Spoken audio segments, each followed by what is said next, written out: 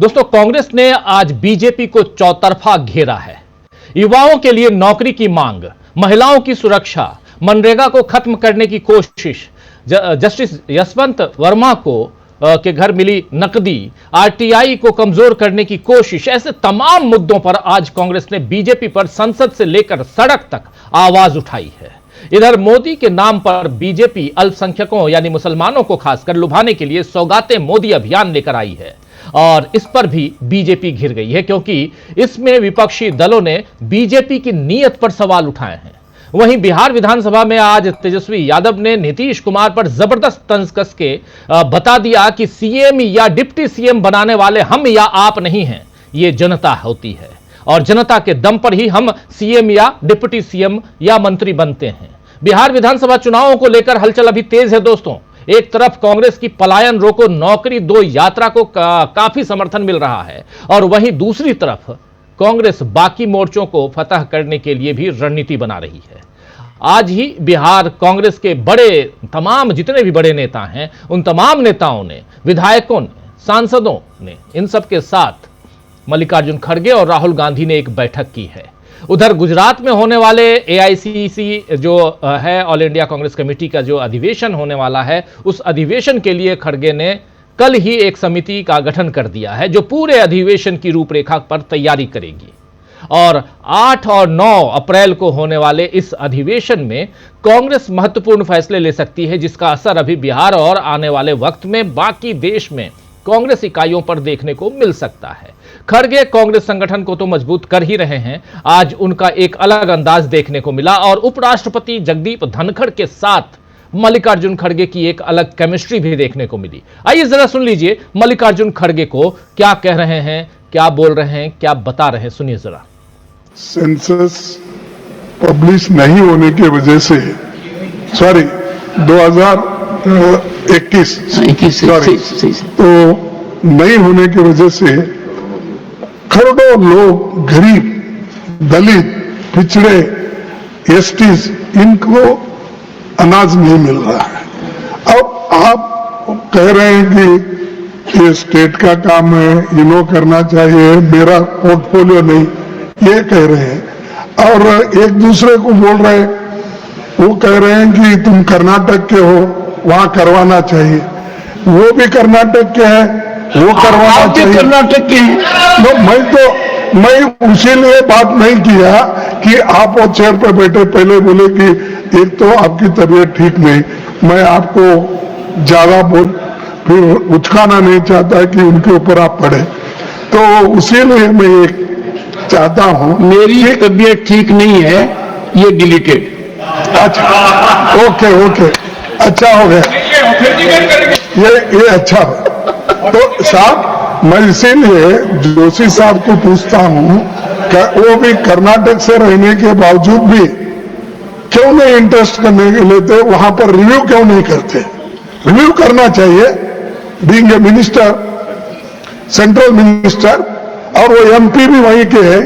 ये सब दूसरों के ऊपर डालने की कोशिश मत करो और तुम दोनों एक ही है, बाद में मिलते हैं, डिस्कस करते हैं, लेकिन हम परेशान हैं।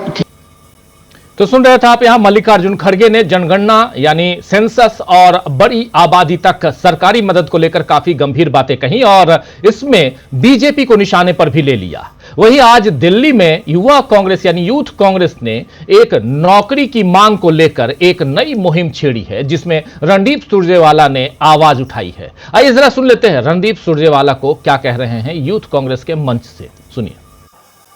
उदय जी, मैं आपको मुबारकबाद देता हूं।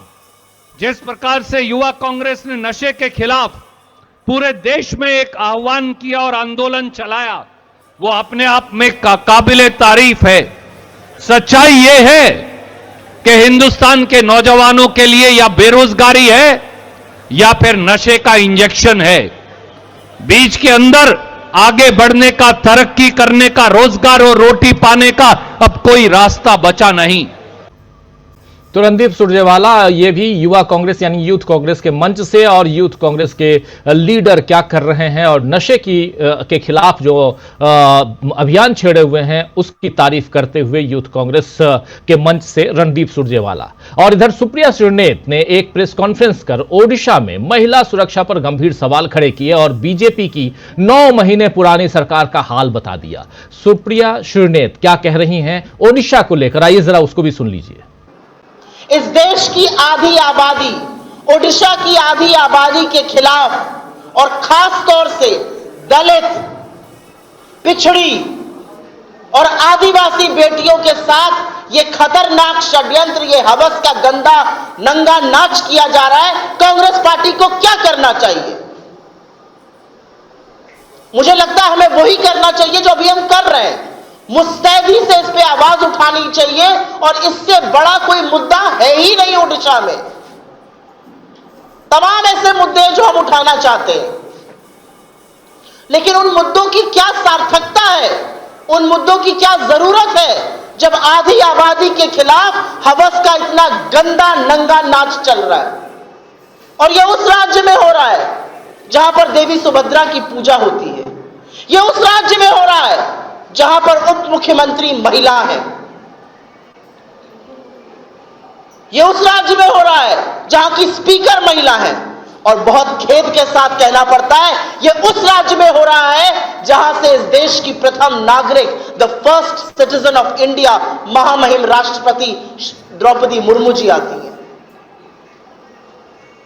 किस तो बहुत बड़ी बात यहां ओडिशा से कहते हुए सुप्रिया श्रीनेत को आप सुन रहे थे। और महिलाओं को अगर किसी अग्रणी भूमिका में लाने वाला स्टेट कहा जाए आज की तारीख में तो ओडिशा है, जहां स्पीकर भी, जहां उप मुख्यमंत्री भी और जहां से देश की राष्ट्रपति भी हैं। लेकिन महिलाओं के साथ आखिर ओडिशा में क्या चल रहा है उसकी पोल खोल रही हैं यहां पर सुप्रिया श्रीनेत। वहीं राहुल गांधी और प्रियंका गांधी ने आज संसद के बाहर केरल में मनरेगा में वेतन न दिए जाने को लेकर अपने बाकी सांसदों के साथ आवाज उठाई।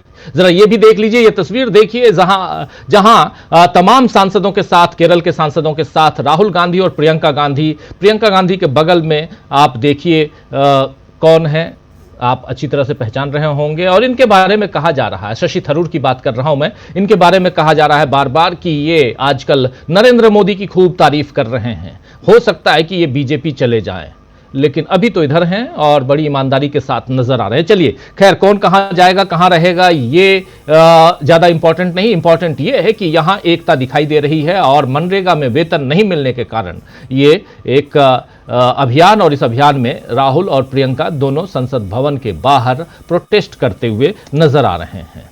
और इसके साथ ही आरटीआई कार्यकर्ताओं और कुछ वरिष्ठ पत्रकारों, समाज सेवियों, इन सब से भी राहुल गांधी ने मुलाकात की है आज। और जनहित में काम करने वाले अलग अलग तबकों के लोगों से राहुल गांधी मुलाकात करते ही रहते हैं, आप जानते हैं। और अब प्रियंका गांधी भी इसमें उनका साथ दे रही हैं। और इधर चलिए यहां से जरा उधर चलते हैं पटना की तरफ, बिहार की तरफ। बिहार विधानसभा में आज तेजस्वी यादव ने नीतीश कुमार को जमकर घेरा है और इसमें बीजेपी के विधायकों से भी सवाल किए हैं। आइए जरा सुनते हैं कि नीतीश कुमार को जमकर घेरते घेरते तेजस्वी यादव ने आज क्या कहा है। हंसते हंसते बड़ी चोट दे गए हैं तेजस्वी यादव, सुनिए।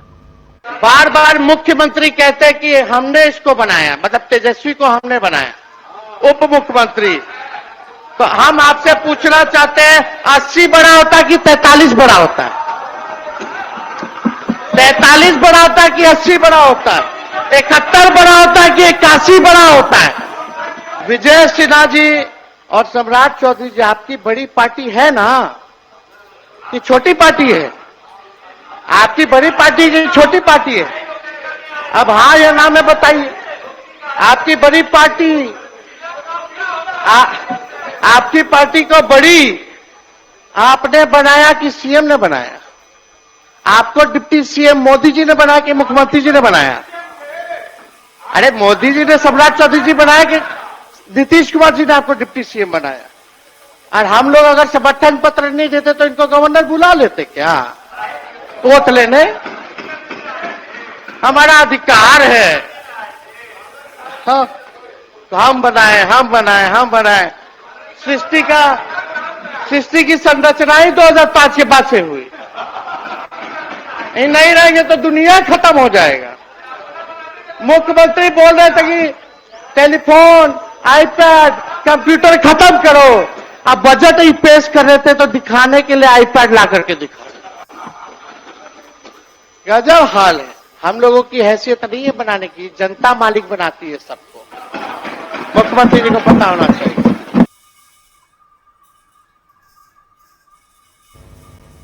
तो सुन रहे थे आप अपने अंदाज में, यहां कुछ कुछ सिमिलैरिटी, रिजेम्बलेंस दिखाई देता है लालू प्रसाद यादव का, इनके पिता का। यहां पर जब ये अपनी बात रखते हैं, यानी तेजस्वी यादव अपनी बात रखते हैं। बीजेपी के सामने दोस्तों अभी एक चुनौती और भी है, और मामला है जस्टिस यशवंत वर्मा का। महाराष्ट्र में कुणाल कामरा का प्रकरण भी है, नागपुर की हिंसा के बाद का एक्शन भी है। ऐसे कई मुद्दे हैं जिन पर बीजेपी जवाब नहीं दे पा रही है। हालांकि अभी बीजेपी अल्पसंख्यक मोर्चा जो है, बीजेपी का जो अल्पसंख्यक मोर्चा है, उसने सौगाते मोदी अभियान लॉन्च कर ईद पर 32 लाख जरूरतमंद गरीब मुसलमानों तक पहुंचने की योजना बनाई है, जिसके जरिए मोदी के नंबर बढ़ाने की कोशिश है। लेकिन विपक्ष ने इस पर भी हमला किया है कि बिहार चुनाव को देखते हुए यह अभियान चलाया गया है, यानी मोदी की पोल हर तरफ से खुल रही है। और ऐसे में कांग्रेस का यह चौतरफा हमला क्या बीजेपी को और कमजोर बना रहा है? उधर बिहार में लालू प्रसाद यादव और तेजस्वी यादव का जो हमला है, वो भी क्या बीजेपी को और नीतीश कुमार को कमजोर बना रहा है? इन तमाम हमलों से कैसे बचेंगे नरेंद्र मोदी, उनकी पार्टी कैसे बचेगी? और सबसे बड़ी चीज कि चाहे ओडिशा की बात हो, चाहे दिल्ली की बात हो, चाहे संसद भवन के अंदर की बात हो, मल्लिकार्जुन खड़गे की बात हो, या केरल में मनरेगा की बात हो, इन तमाम मसलों पर कांग्रेस ने आखिर क्यों घेरा है, इन सब की चर्चा हम करेंगे। आइए जरा चलते हैं सीधे हमारे तमाम वरिष्ठ साथियों के बीच और समझने की कोशिश करते हैं कि कैसे ये खबरें जो हैं सुर्खियां बटोर रही हैं। ये बहुत जरूरी है। यशवंत वर्मा, जस्टिस यशवंत वर्मा, आप जानते हैं यशवंत वर्मा जो हैं इलाहाबाद हाईकोर्ट से दिल्ली हाईकोर्ट आए, लेकिन इनके घर में आग लगी और आग लगने के बाद पता चला कि करोड़ों के नोट रखे हुए थे और वो जलकर राख तो हो ही गए, लेकिन इनकी जिंदगी क्या खाक होने जा रही है, इनका करियर क्या खाक होने जा रहा है, ये भी समझेंगे। हमारे साथ 3 वरिष्ठ साथी जुड़े हुए हैं। हमारे साथ अनिल सिन्हा जी जुड़े हुए हैं, प्रोफेसर रविकांत जी जुड़े हुए हैं, अमलेंदु उपाध्याय जी जुड़े हुए हैं। आप तीनों का स्वागत इस्तकबाल है। आप तमाम दोस्त साथी शुभचिंतक, आप सबका भी स्वागत इस्तकबाल करता हूं, जो अब तक इस चर्चा में जुड़ चुके हैं उनका भी, और जो जुड़ने वाले हैं उनका भी। सीधे प्रोफेसर रविकांत जी आपके पास आना चाहता हूं। आप सुन ही रहे थे, जो यहाँ पे बहुत ही इंपॉर्टेंट है कि एक तरफ देखिए संसद में मल्लिकार्जुन खड़गे अपने अंदाज में, मल्लिकार्जुन खड़गे से ही शुरुआत करते हैं। रणनीतियां, क्योंकि कांग्रेस है तो कांग्रेस का अध्यक्ष और उन्हीं के इर्द गिर्द राहुल गांधी कुछ भी हैं, जो भी कह लिया जाए, लेकिन बात तो अध्यक्ष महोदय तक ही आएगी और यहीं से शुरुआत होती है। आज जो केमिस्ट्री दिखाई दे रही थी मल्लिकार्जुन खड़गे और धनखड़ साहब की, उस केमिस्ट्री पे आप क्या कहेंगे? क्या यहां धनखड़ भी थोड़े से दबे हुए, थोड़ा सा अपने पिच को, अपने टोन को लो करते हुए नजर आ रहे थे? हमारे साथ जुड़ गए हैं शकील अख्तर जी भी। शकील जी, आपका भी स्वागत करता हूं। आपके पास भी आऊंगा और समझूंगा जरा उधर सदन में क्या चल रहा था। लेकिन प्रोफेसर रविकांत जी, आपके पास। देखिए राजीव जी, धनखड़ साहब आमतौर पर इस स्थिति में होते नहीं हैं, जो आज थोड़ा सा हंसी मजाक के अंदाज में भी थे। मल्लिकार्जुन खड़गे जी इतने सीनियर नेता कांग्रेस पार्टी के, कर्नाटक से आते हैं, दलित पृष्ठभूमि से हैं वो, और दूसरी तरफ कांग्रेस पार्टी को एक नौजवान नेतृत्व राहुल गांधी के रूप में, जो बेहद इस समय आक्रामक और पूरे तरीके से जनता से जुड़े हुए मुद्दों पर लगातार सक्रिय है। उनका व्हाइट टी शर्ट मूवमेंट हम लोगों ने देखा, और उसका असर ये कि साहब टी शर्ट पर ही पाबंदी लगाई जाए, मतलब यहाँ पे भी ड्रेस कोड लागू होगा पार्लियामेंट के भीतर। ये अचानक नहीं है कि साउथ से सांसद थे तो उनके लिए कि टी शर्ट नहीं पहन के आएंगे। असल में राहुल गांधी तो टी शर्ट लंबे समय से पहन रहे हैं, भारत जोड़ो यात्रा में भी पहन रहे थे, लेकिन जब से व्हाइट टी शर्ट मूवमेंट शुरू हुआ, नौजवानों के बीच में एजुकेशन को लेकर के, करियर को लेकर के, नौकरी को लेकर के, रोजगार को लेकर के जब से राहुल गांधी सवाल खड़े कर रहे हैं और नौजवानों का एक मूवमेंट बनता हुआ दिखाई दे रहा है, तो उससे डरे हुए हैं, इसलिए साहब बैन करेंगे टी शर्ट को। दूसरी तरफ खड़गे जी का जो आपने कहा ना, खड़गे जी जिस मुद्दे की बात करें, देखिए मनरेगा जिस पर खुद मोदी जी ने कहा था कि मैं उसको बंद नहीं करूंगा, और क्यों नहीं करूंगा, इनकी कोई नीतियां नहीं होती, वो आप नकल भी करेंगे लेकिन श्रेय कभी नहीं देंगे। राइट टू फूड कब आया, ये जो अंतर है इस देश के लोगों को ये बखूबी पता होना चाहिए कि यूपीए गवर्नमेंट में कौन कौन सी नीतियां बन रही थी, नागरिक अधिकार कैसे मजबूत हो रहे थे जी। सरकार को कैसे उत्तरदायी बनाया जा रहा था, right to information, right to food, right to education, इस तरह के कई प्रावधान यूपीए सरकार में आए थे जिसने इस देश के लोगों को मजबूत किया, नागरिकों को मजबूत किया, उन्हें अधिकारों से लैस किया, एहसास कराया। लेकिन मोदी जी के आने के बाद, मोदी जी अभी तो लोकसभा चुनाव में अचानक वो फिर ईश्वर के अवतार हो गए, वहीं से वो ब्रांडिंग शुरू, एक देश एक नेता वाली छवि, और सारे मुद्दे गौर केवल मोदी जी जो करेंगे, मन की बात करें तो केवल मन की बात चले, मोदी जी कहें कि ताली थाली बजाओ तो वो बजाना है, पूरा देश उसी में लगा हुआ है। जनता की आवाज नहीं आ रही थी, लोगों के मन की बात कभी नहीं हो रही थी कि मनरेगा में बजट नहीं है, दलित पिछड़ों के जो बच्चे पढ़ाई कर रहे हैं विश्वविद्यालयों में उनके वजीफे का बजट नहीं है। बजट कहां जा रहा है, बजट जा रहा है मोदी जी के विज्ञापन पर। बेटी बचाओ बेटी पढ़ाओ का जो बजट है वो कहां खर्च हो रहा है, विज्ञापन पर। और रेप रुके क्या, महिलाओं का सम्मान क्या बढ़ा नरेंद्र मोदी की सरकार में, अभी आपने सुप्रिया सिंह का बयान दिखाया। और ये उड़ीसा का केवल मामला नहीं है, ये पूरे देश का मामला है।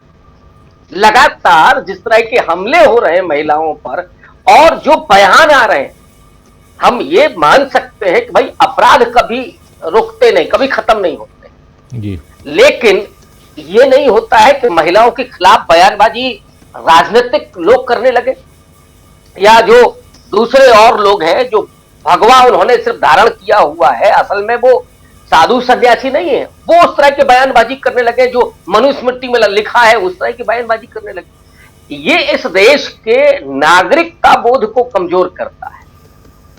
अब राहुल गांधी लगातार अपनी यंग लीडरशिप में उस चीज को, एक तरफ तो आरएसएस के हिंदुत्व की राजनीति से मुकाबला करने की सीधी बात, सीधी टकराव, और उसके एवज में हो क्या रहा है, 2 दर्जन से ज्यादा मुकदमे राहुल गांधी पर जी। लेकिन कहीं भी अभी कल शायद लखनऊ की कोर्ट ने उनको 4 सप्ताह का समय दिया है और कहा कि इस बार उपस्थिति जरूरी है। अब राहुल गांधी लोगों के हितों की बात उठाएंगे कि कोर्ट में जाकर के पेश होंगे, और यहां क्या हो रहा है, कौन जुडिशरी में बैठा है जिसके घर से जले हुए नोट निकलते हैं, बोरियों में भरे भरे नोट निकलते हैं।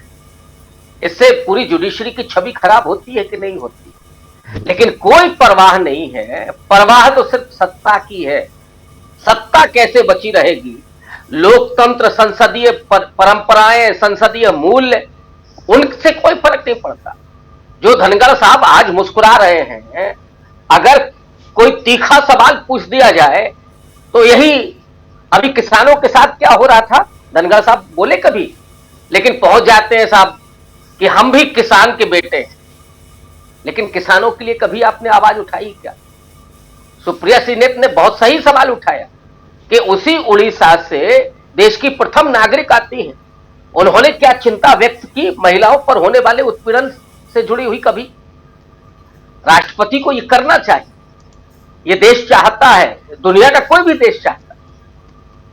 तो डेमोक्रेसी को मजबूत करना, जनता से जुड़े हुए मुद्दों को लगातार उठाना और लोगों के नागरिकता बोध को मजबूत करना, इस पर लगातार खड़गे जी और राहुल गांधी की जो जुगलबंदी है वो काम कर रही है।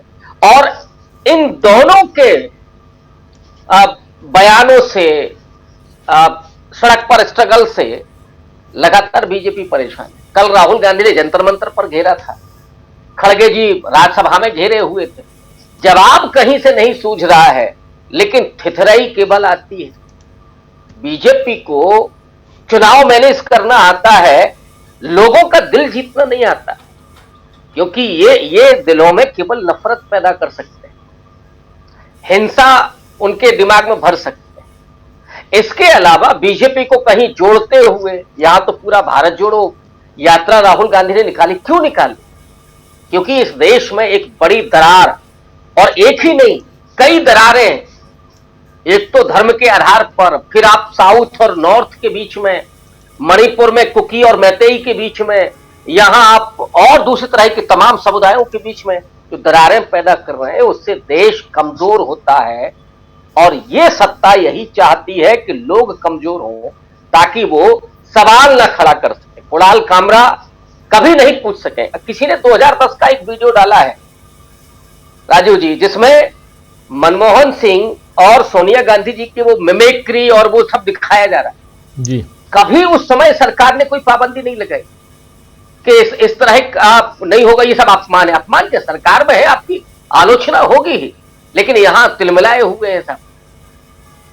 तो जो है कि राहुल गांधी जो 2025 को उन्होंने टारगेट बनाया था कि संगठन के स्तर पर भी और सवालों के स्तर पर, मुद्दों के स्तर पर भी बीजेपी को चोट देना है और एक्सपोज करना है उसे लोगों के बीच में। और लोग अब भारतीय जनता पार्टी की उन तमाम कारगुजारियों को समझ चुके हैं बखूबी, लेकिन चुनाव आयोग और दूसरी संवैधानिक संस्थाओं, मोदी मीडिया के जरिए जो खेल चल रहा है वो खेल रुकेगा जरूर। राजीव, बिल्कुल बिल्कुल, मुझे ध्यान आ रहा है कि कुणाल कामरा राहुल गांधी के खिलाफ भी, मतलब राहुल गांधी पे भी काफी व्यंग कर चुके हैं। और ठीक है, व्यंग एक विधा है, और उसमें अगर आप किसी के बारे में कुछ अपने अंदाज में कहते हैं तो इसमें बुराई क्या है। लेकिन और नाम तो लिया नहीं उन्होंने। चलिए खैर, ये इसी देश में नहीं, कई जगह आप याद कीजिए, मुझे जहां तक ध्यान है, शकील जी आपको भी याद होगा, फ्रांस में गोली चल गई थी, कुछ लोगों की हत्या हो गई थी। तो ये एक पूरा का पूरा, वो भी एक कार्टून के दफ्तर में, तो ये पूरा का पूरा जो मामला है वो किस ढंग से लोगों के बीच आप खुद का यानी आपा खोते हैं और लोगों के ऊपर प्रहार करते हैं, ऐसे व्यंग्यात्मक विधा के ऊपर आप प्रहार कर रहे हैं, इसका एक नमूना है। कुणाल कामरा से इतर संसद के अंदर आज हुआ क्या, जरा समझना चाहता हूं शकील जी के जरिए। शकील जी, क्या कुछ हो रहा था? और आज केमिस्ट्री बड़ी मिलती हुई, मैच खाती हुई नजर आ रही थी इनकी, खड़गे जी की उधर राज्यसभा में, और इधर राहुल गांधी आज पत्रकारों से, कुछ एक्टिविस्टों से भी मुलाकात उन्होंने की है। क्या कुछ राहुल गांधी, प्रियंका गांधी दोनों ने मुलाकात की है? क्या चल रहा है संसद के अंदर? देखिए, आज की जो सबसे बड़ी खबर है वो कांग्रेस के लिहाज से संसद के बाहर की है, जो अभी चल रही है। उसके नए मुख्यालय इंदिरा भवन में इस टाइम एक बड़ी अहम बैठक चल रही है बिहार को लेके, जिसमें कांग्रेस अध्यक्ष मल्लिकार्जुन खड़गे और नेता प्रतिपक्ष राहुल गांधी दोनों शामिल हैं। नए इंचार्ज कृष्णा अल्लावरू, नए कांग्रेस अध्यक्ष राजेश राम और सारे नेता जितने भी बिहार से संबंधित है, जितने वहां के एमपी हैं, पूर्व वहां के लोकसभा अध्यक्ष रही मीरा कुमार, सब लोग शामिल हैं। बड़ी मीटिंग है वो। तो कांग्रेस ने अब हरियाणा और महाराष्ट्र के चुनाव के नतीजों से कुछ सबक सीखा है और चुनाव की पहले से तैयारियां करना उसने शुरू की। नतीजों से कुछ सबक सीखा है और चुनाव की पहले से तैयारियां करना उसने शुरू की है। ये बात मल्लिकार्जुन खड़गे कह चुके थे दिल्ली की सीडब्ल्यूसी में, राहुल भी कई बार कह चुके हैं। तो अब इन लोगों के समझ में ये आ रहा है कि चुनाव की तैयारियां पहले से करना बहुत जरूरी है और सबको विश्वास में लेके बात करना चाहिए। तो अभी जो मीटिंग चल रही है उसकी सबसे खास बात यह है कि वहां कांग्रेस के जितने भी नेता हैं संबंधित, जो मीटिंग है उसमें करीब 40, हाँ जी हाँ यही फोटो है उसके, 40-50 के ऊपर लोग हैं और वो बाकायदा राहुल गांधी से, मल्लिकार्जुन खड़गे से, केसी वेणुगोपाल से, अपने इंचार्ज कृष्णा अल्लावरू से और नए अध्यक्ष राजेश राम से पूछ रहे हैं, जानकारी मांग रहे हैं, सवाल कर रहे हैं, अपने सुझाव दे रहे हैं। और ये सबसे अच्छी बात है। और इस मीटिंग में जो सबसे खास बात है वो ये है, हालांकि अभी बड़ी प्रारंभिक स्टेज है, अभी इतनी बड़ी मीटिंग में तय नहीं होगा, कांग्रेस के लिए एक छोटी मीटिंग में तय करेगी इसको बैठ के, लेकिन फिर भी जो राहुल गांधी और मल्लिकार्जुन खड़गे फीडबैक लेना चाहते हैं कि बिहार का जो चुनाव है वो किस तरह लड़ा जाना चाहिए, क्योंकि कुछ लोग इस बात की मांग कर रहे हैं और एक माहौल बनाया जा रहा है कि कांग्रेस ने दोनों बदल दिए, अपना इंचार्ज ही बदल दिया, अपना अध्यक्ष बदल दिया, और एक छोटी छोटी घटनाओं को और जरा थोड़ा सा बड़ा चढ़ा के बताया जा रहा है कि कल लालू प्रसाद यादव की रोजा इफ्तार पार्टी थी तो उसमें कांग्रेस का कोई नेता नहीं गया, तो इसके मैसेज ये देने की कोशिश कर रही है बीजेपी और नीतीश कुमार के यहां से कि कांग्रेस अलग से चुनाव लड़ेगी। तो हमें लगता है कि कांग्रेस इस बात को समझ रही है कि अगर बीजेपी ये चाहती है कि कांग्रेस अलग से लड़े, नीतीश कुमार ये चाहते हैं कि कांग्रेस अलग से लड़े, तो कांग्रेस को इसके बारे में सोचना भी नहीं चाहिए।